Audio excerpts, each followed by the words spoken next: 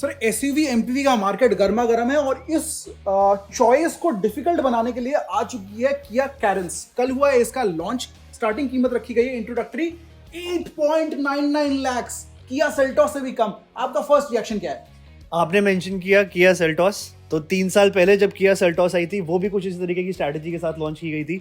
एक सेगमेंट नीचे और एक सेगमेंट ऊपर, दोनों तरफ टक्कर देती है किया की प्राइसिंग, पहले भी हमने देखा है। अब बात करें कैरेंस की 899 जो स्टार्टिंग प्राइस है, तो मैं ये बोलूँगा कि अगर आप नॉर्मल 5 सीटर हैचबैक देखें जैसे स्विफ्ट हो गई या i20 हो गई, उनके जो ऊपर वाले वेरिएंट्स है वो भी इससे ज़्यादा प्राइस के है, तो कहीं ना कहीं उसका बायर भी सोचेगा कि यार एक थोड़ी बड़ी गाड़ी ले लूँ। अर्टिगा का बायर, XL6 का बायर यहाँ पे सोचेगा कि यार थोड़ी बड़ी गाड़ी ले लूँ। और उसके साथ साथ जो प्रॉपर MPVs हैं, जो 7 सीटर हैं, जैसे अपनी इनोवा हो गई, अल्काजार हो गई, या फिर आप सेल्टॉस जो इनकी अपनी है, या सोनेट है, मतलब हर जगह इतना सारा कंपटीशन है कि समझ नहीं आ रहा है। हर कोई बायर एक बार इस गाड़ी पे जरूर नजर डालेगा। बिल्कुल ऐसी प्रोडक्ट जो बहुत सारे सेगमेंट्स में अपना दाव पेश करेगी। सर आपने चलाया 1.4, 1.5, 1.5 मतलब 2 पेट्रोल 1 डीजल, 1.5 टर्बो पेट्रोल आता है, और जो नेचुरल पेट्रोल और डीजल है वो 1.5 में दिया गया। तो इनिशियल रिस्पांस कैसा था, फीडबैक कैसा लगा आपको?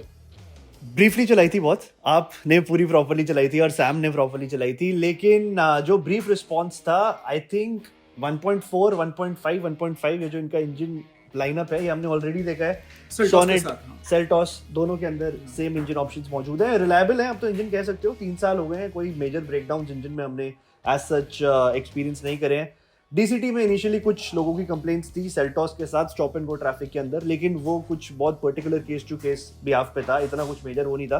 तो रिलायबिलिटी भी अब आई थिंक 3 साल is a good enough time to जज अ कार्स रिलायबिलिटी। उसके अलावा थोड़ा मेरा पर्सनल ओपिनियन डीजल ऑटोमेटिक की तरफ ये है कि जो उसकी ट्यूनिंग है, जो टर्बो किक इन करता है, ये मैंने आपको ड्राइव के टाइम पे ही बताया था, थोड़ा जो उसका टॉर्क कर्व है बहुत इनिशियली किक इन कर जाता है एवरेज के अंदर, जिसकी वजह से स्टॉप एंड गो ट्रैफिक के अंदर थोड़ा इश्यूज हो सकते हैं। लेकिन उसके अलावा engines on an average satisfactory है, कोई इशू नहीं है। एमपीवी इसका जो मेन सेलिंग पॉइंट होगा वो होगा space on the inside, right?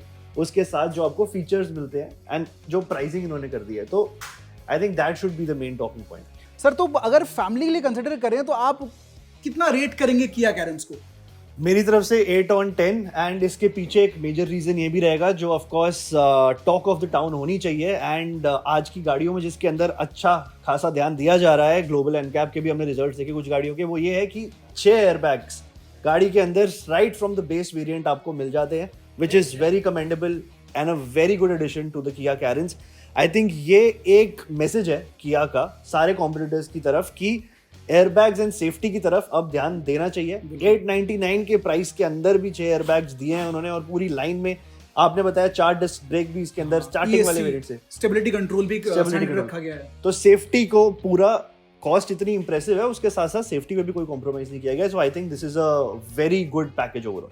Sir थोड़ी प्राइस की डिस्कशन करते हैं, क्योंकि एमपीवी से भी compete करेगी, एसयूवी से भी compete करेगी। जब एमपीवी की बात करते हैं तो you have the likes of Ertiga, XL6, Marazzo, and on the top of the line obviously Innova Crysta. तो अगर प्राइस की तरफ देखते हैं तो इसकी कीमत XL6 के बेस वेरिएंट से भी कम रखी गई है, which is a surprise, a shocker for all of us. Will Kia Carens be a steal for the people who are going for XL6? Definitely I think also Kia एक fresher brand है, जिसकी वजह से एक जो थोड़ी आप कह लीजिए परसेप्शन इसकी थोड़ी मॉडर्न या फिर थोड़ी मोर अप टाउन ब्रांड की तरफ, if for a lack of a better word कहा जाए, तो वहाँ पे इसकी पोजिशनिंग बेटर होती है।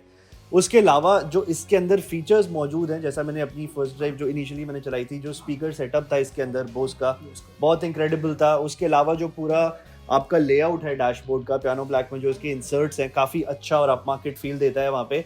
एंड एक और जो इसके अंदर अच्छी बात है वो ये कि अगर आपने वेरिएंट ब्रेकडाउन देखा हो, ऑटोमेटिक वेरिएंट जो है इसका वो मिड स्पेक के अंदर भी अवेलेबल है। तो ऐसा नहीं है कि सिर्फ अगर आपको ऑटोमेटिक चाहिए, जो काफ़ी सारे अर्बन बायर्स की अब फर्स्ट चॉइस बन चुका है, एंड अगर आप सेल्स फिगर्स में देखें ऑटोमेटिक की डिमांड काफ़ी इंक्रीज हुई है, तो वो आपको मिड स्पेक में भी मिल जाता है। I think that is a very good addition. नहीं तो यूजुअली हमने देखा है बहुत सारे कार मैन्युफैक्चरर्स से कि ऑटोमेटिक लेना है तो आपको फिर वो 1799 वाला टॉप मॉडल लेना पड़ेगा, जो ऑन रोड लैंड होते होते आपको कहीं ना कहीं 20 लाख से ऊपर पड़ेगा। तो आई थिंक ये भी एक अच्छा इसके अंदर एडिशन है। सर अब बात करते हैं जो ऊपर की तरफ आता है 17 लाख रुपए कीमत रखी गई है एक showroom, and without any doubt वो अल्काजार और कई हद तक एक इनोवा बायर या XUV700 हेक्टर प्लस जैसे ओनर को भी अपील करेगी कहीं तक।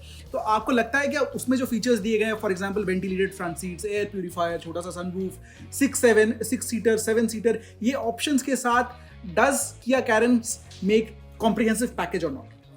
आई थिंक इट डेफिनेटली डज। जैसा हमने पहले डिस्कस किया, काफी सारी चीजें इसके अंदर आपको मिल रही हैं। आई थिंक दो तरीके के बायर्स हैं।